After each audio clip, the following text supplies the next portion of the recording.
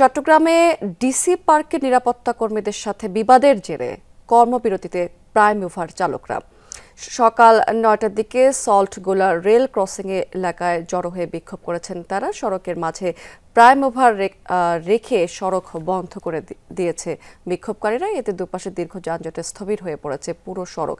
এর আগে গতরাতে গাড়ি পার্ক করাকে কেন্দ্র করে চট্টগ্রামের ডিসি পার্কের নিরাপত্তা কর্মীদের সাথে বিবাদে জড়ায় প্রাইম মুভার চালকরা। 4 জনকে আটক রাখে নিরাপত্তা কর্মীরা। অভিযোগ উঠেছে মারধরেরও। প্রাইম মুভার চালকদের দাবি যে দোষীদের বিরুদ্ধে আইনি ব্যবস্থা নেয়ার দাবি জানিয়েছেন তারা।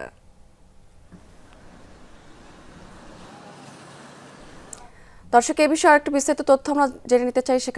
সেখানে আছেন আমাদের সহকর্মী জুবায়েদ ইবনে শাহাদাত। জুবায়েদ, প্রাইম মুভার চালকদের কর্মবিরতির কেমন প্রভাব পড়েছে বন্দরে একটু জানতে চাই আপনার মাধ্যমে।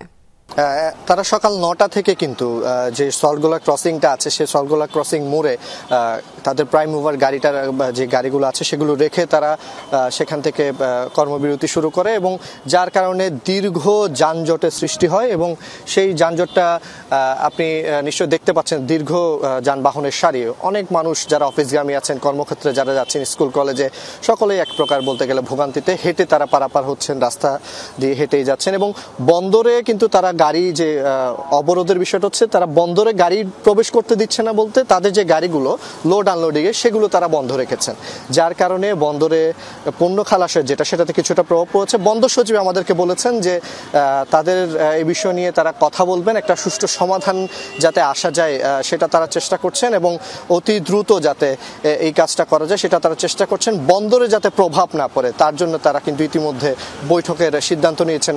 আগামী আধা ঘন্টার মধ্যে তাদের একটা বৈঠক আছে, এরপরে আসলে বিস্তারিত বিষয়টা জানা যাবে যে এটা কোন দিকে এগোচ্ছে। স্মৃতি।